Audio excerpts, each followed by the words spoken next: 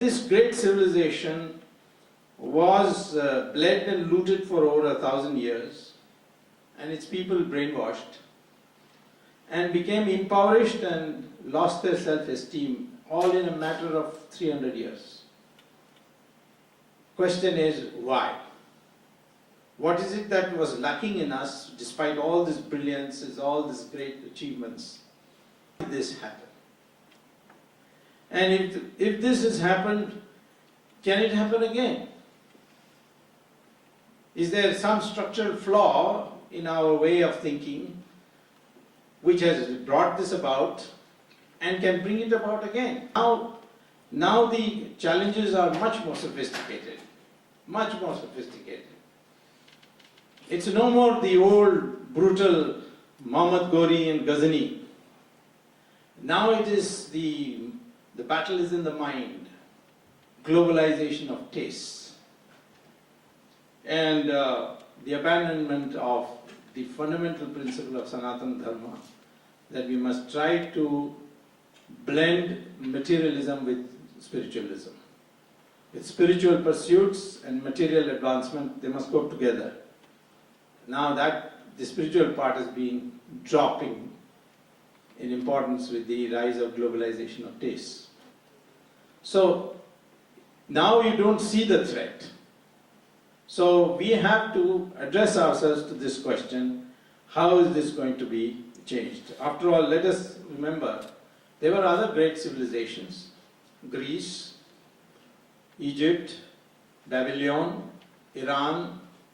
Iran was a Zoroastrian civilization. They all have disappeared.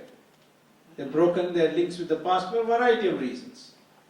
So it's no use tomorrow for a future generation of Indians to go and learn about Hinduism by visiting their museum and seeing it there, as the Greeks do, or the Babylonians do, or in Iraq, or the Egyptians do.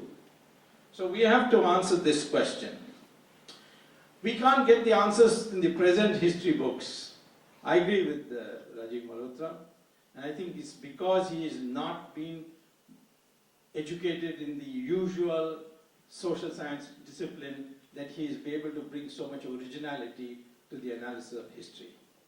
Because if he had gone through the usual social science training, he would have been brainwashed himself, and he wouldn't have demonstrated this originality. We have to burn our history books.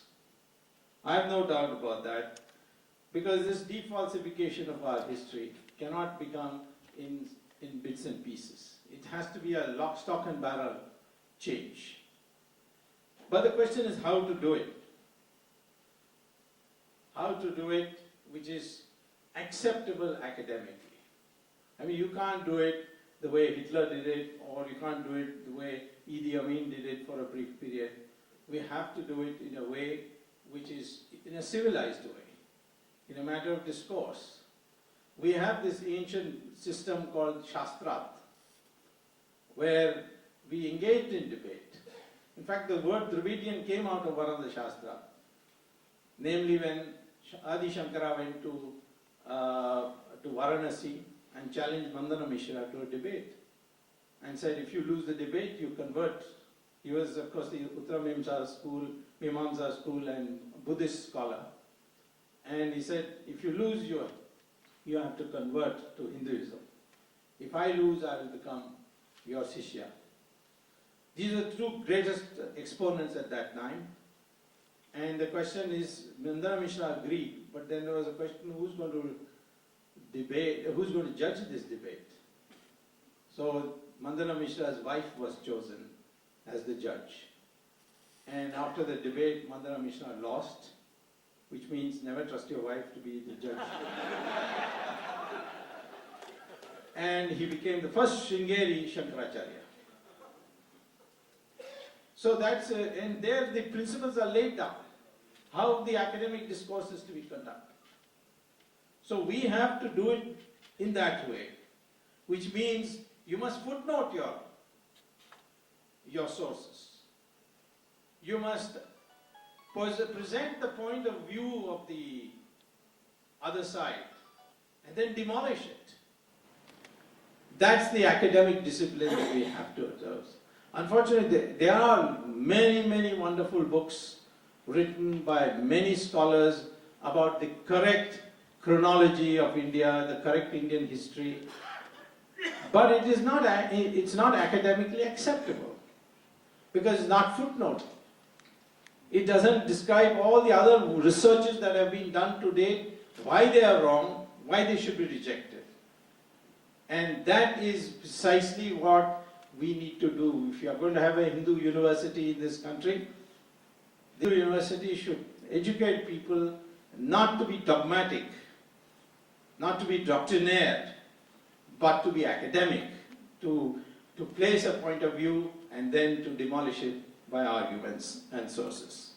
I would say The Invading of the Sacred was perhaps the first book I saw where you actually did it in a professionally academic way.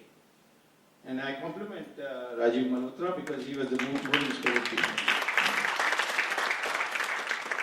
Shri Swami Dayanand Saraswati, the founder, convener of the Hindu Dharma Acharya Sabha, the first Hindu monks organization that has ever come to existence in the known history of India, where all the Shankaracharyas are members, all the Mahamandaleshwaras are members, all the Pithadipatis are members, all the Akhadas are members.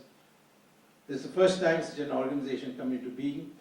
And of course I've been fortunate to be invited to all its, they once in 2 years they have a conference. I've been invited to it, maybe because my name is Swami, so I'm entitled. In that, these books have been brought in big cartons and distributed by Swami Dayanand and Saraswati. Has been so taken up. We are all taken up. That's the kind of quality of work that needs to be done. We need to build a library of scholarly books first, as a first step to understand what happened in our history.